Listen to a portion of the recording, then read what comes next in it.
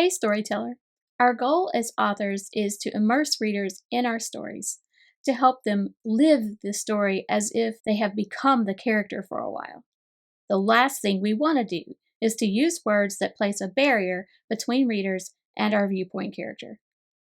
However, certain types of words, called filter words, can often sneak in and create distance between the reader and the experiences of your viewpoint character.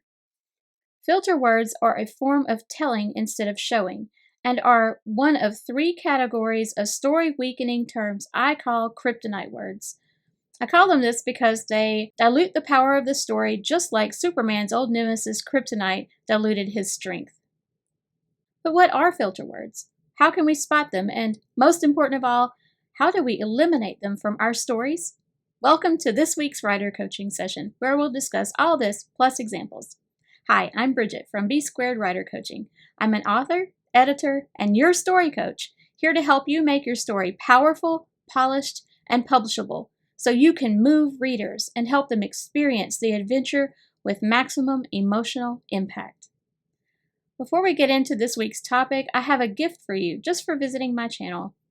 A list of filter words you can use to spot these story weakeners before they create distance between your character and your potential readers. Just click the link in the description or go to b2writercoaching.com/filter. That's the letter B, the number 2, writercoaching.com/filter to download your list of filter words today. And be sure to stick around to the end of the video so you won't miss this week's Power Up, a super practical action step you can use right now in the story you're working on. Today we'll talk about the different types of filter words, how to eliminate them in your story, and when these words may be acceptable to use. But first, what are filter words and why are they bad for our stories? Think about a filter on an appliance or a clothes dryer or maybe an air purifier. This filter creates a barrier between harmful particles or debris and the inner workings of the appliance, or in some cases, it protects water that's inside the appliance from these particles or debris. In storytelling, however, the filter words stand not between the outside world and the inner workings of an appliance, but between the reader and the inner workings of our characters' experiences. They create distance between the reader and the viewpoint character's thoughts, senses, and emotions, filtering them through the lens of a narrator. The use of filter words places a narrator between the reader and the character, a middleman who tells the reader what the character is thinking, feeling, or experiencing, rather than letting the reader think, feel, and experience those things alongside the viewpoint character. There are three main categories of filter words. First, those related to the senses. These are words like saw, heard, felt, noticed, smelled, watched. If we're writing in first-person point of view or third-person limited point of view, the reader already knows that she's in the head of the viewpoint character. There's no need to tell the reader the character saw something, because if we point out something visual to the reader, she already knows that the character is seeing this thing. And there's no need to point out the character feels or hears or smells something either, because the same goes. Here's an example. Maya stiffened as she watched the child wander closer to the road. In this case, the filter word is watched. We know Maya is watching the child if we just show the child wandering toward the road. We already know Maya has to be the one watching it because Maya is our viewpoint character. We'll look at a revision for this a little later. The second category of filter words all relate to actions of the mind. These are words like thought, wondered, knew, realized, hoped, considered, etc. Again, there's no need to tell the reader the character is wondering something if this is in that character's point of view. Here's an example. Tevin glanced around the room, wondering where everyone had gone. Again, we'll look at a revision for this in a little bit. And the final category is sort of a general catch-all for other words that create distance between the reader and the character. These can be words like seem, appear, experience, and sometimes forms of to be able to, or make, or cause. Those are a little trickier because they're not always filter words. Well, none of these are always filter words, but those are a little trickier to spot. Here's an example. Sarah jumped into the water, making her body cool off from the intense heat. In this case, making is our filter word. If you're finding this helpful so far, be sure to click the subscribe button and the notification bell so you won't miss future writer coaching sessions. Now, how do we eliminate filter words from our storytelling? Often, the simplest solution is just to cut the filter word. Here's an example, and then we'll look at its revision.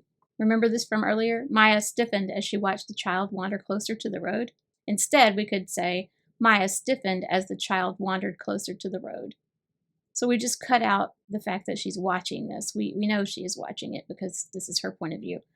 This also makes the sentence more immediate for the reader. It avoids taking too much time for us to see the child wander toward the road.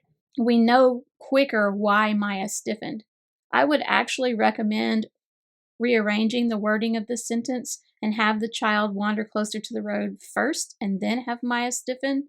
Check back for next week's writer coaching session where you'll find out why that is. We need to keep things in chronological order when it comes to cause and effect. So yeah, be sure to watch next week's video for more on that. In other cases, the removal of a filter word may require us to either rearrange words in a sentence or change the tense of some of the words or make other adjustments. We can't just cut the filter word and leave the sentence as is because it wouldn't quite work. Here's an example. Maya felt a chill run up her spine. Okay, well, that gives us a bit of distance between us and Maya. It's telling us, yeah, okay, she feels a chill, but as a reader, I don't feel the chill with her. A revision could be, a chill ran up Maya's spine. Now it's more immediate for the reader, and the reader can feel that chill with her. Cutting out filter words also reduces word count and the use of unnecessary words in our stories, which can really help, especially if we have a word count goal or our publisher is requiring us to cut a certain number of words in our stories. Sometimes, especially when correcting thought-related filter words, we may need to completely reword the sentence or divide the sentence into a couple of sentences and reword the part that is a filter word as a question or a separate statement. Here's an example. Tevin glanced around the room, wondering where everyone had gone. In this example, wondering is our filter word. To revise this, we need to separate this into two sentences, making the thing he's wondering into an actual question that is part of his indirect thought. We could make it a direct thought as well, but it really works, I think, better in this case as an indirect thought. Here's the revision. Tevin glanced around the room. Where had everyone gone? You wouldn't need to italicize where had everyone gone because it is still written in past tense and it works as an indirect thought. For more on direct thoughts and indirect thoughts and how to format all these uses along with other parts of dialogue, check out this video linked above, and I'll also link it in the description. When you're describing things the character perceives through one of the five senses, keep the description active using active verbs and keep it woven into the action of the scene.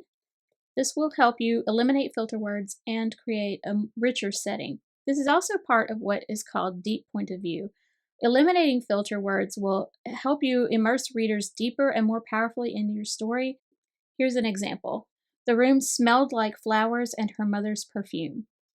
Well, we have an opportunity here to create a deep emotional connection between the character and the sense, what she's smelling here, because smells do have a strong emotional connection to things if they're associated with something from our past. The scent of her mother's perfume could bring back good memories, negative memories, longing, sadness, guilt, any number of emotions, depending on the nature of her relationship with her mother, whether her mother's still alive or not, and many other factors. But the way this was written, the room smelled like flowers and her mother's perfume, it doesn't give us any emotional context. It's just sort of flat. So let's look at a revision. The scent of flowers filled the room, roses, lilies, lavender. A sharp, honeyed odor wafted up through those subtler fragrances to tickle Beth's nose, and she suppressed a sneeze. Her mother's perfume could clog the air of any place for weeks. So there we get some emotion along with the description. The smell of her mother's perfume is not necessarily pleasant for her in this instance. And yes, we did have to use quite a few more words in the revision, but it's a much richer description. And if this is important to the story or to the character development or the relationships between characters, that's okay. When cause or make are used as filter words, they create a form of telling that can be really difficult to spot, even for editors. So you will find instances of those words especially used as filter words in published works, You can find any of these filter words used in published books because not everyone looks for this, but eliminating them will make your story more powerful. So let's look at an example of when cause or make can act as filter words. They don't always, but there are some situations when they do. We'll look at 2 examples and their revisions. Example 1, what Tevin just said to her caused her heart to race. In this case, caused is our filter word. To really understand how that creates distance between the reader and the character, let's look at the revision. Her breathing grew shallow and her heart raced. How could Tevin say that to her? So as you see, we've done some extensive rewriting here. We framed part of that as a question, and it's in her indirect thought. We show the body's reaction, her internal response first.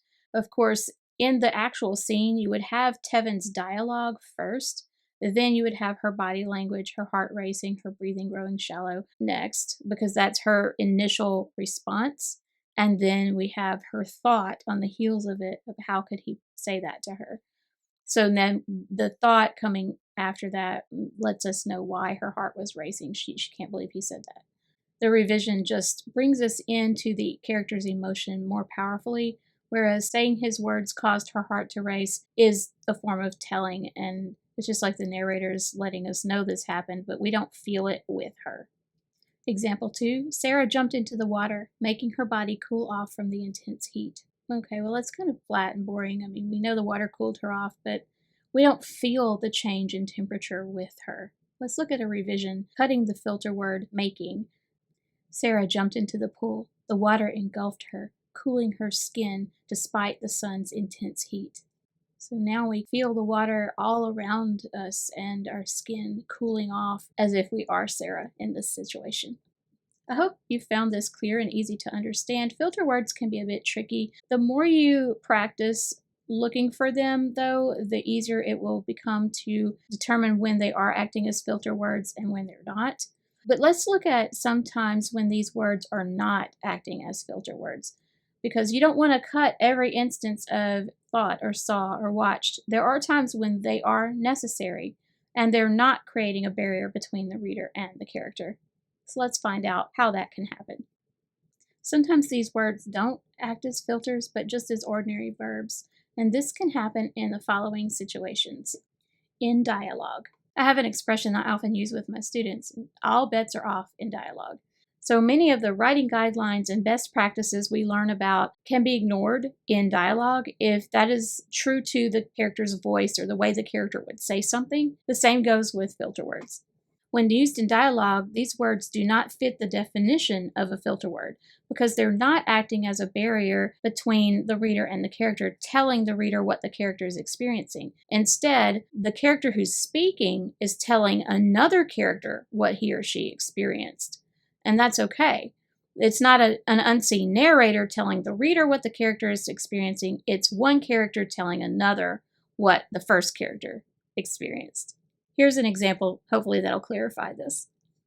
I felt so alone, Maya said, her voice trembling. In this case, Maya is telling another character how she felt. It isn't putting a barrier of narration between the reader and Maya's emotion of feeling alone by saying felt, but Maya is expressing this to someone else. And her internal physical response, her voice trembling, helps the reader feel the emotion with her even though she's stating it.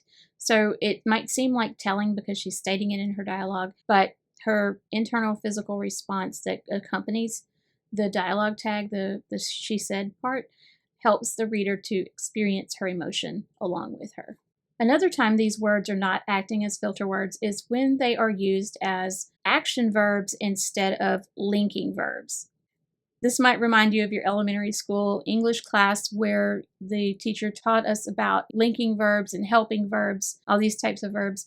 Things like seemed, appeared, looked, became were all considered linking verbs. They link one noun with another or a noun with an adjective. Like, for example, the flowers would be your subject of your noun, right? And we're saying the flowers seemed half dead or the flowers looked half dead. Looked in this case would be a linking verb, and it's connecting the flowers and half dead, which is an adjective that describes the flowers. So the flowers looked half dead.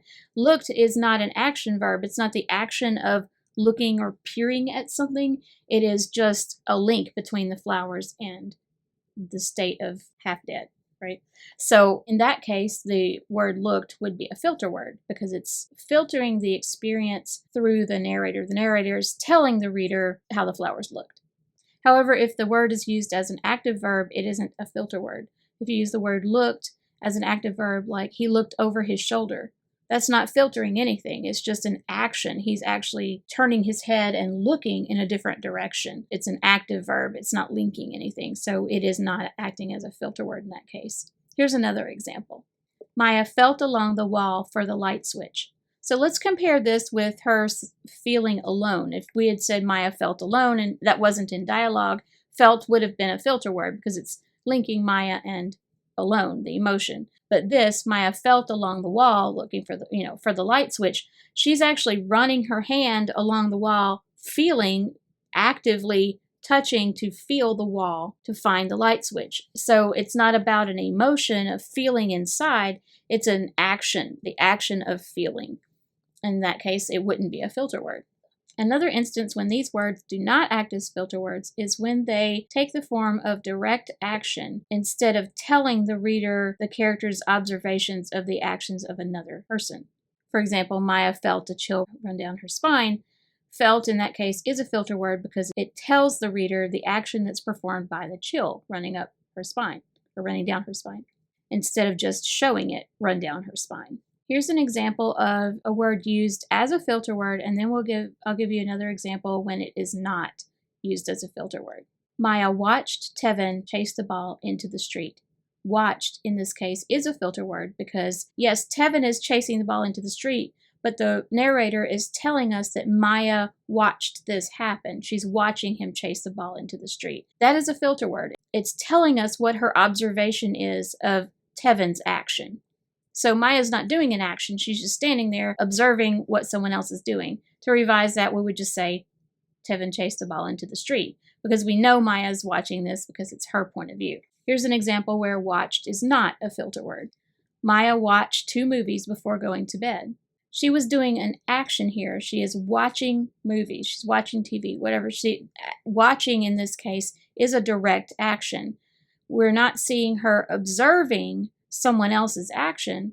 The watching is an action that she's doing.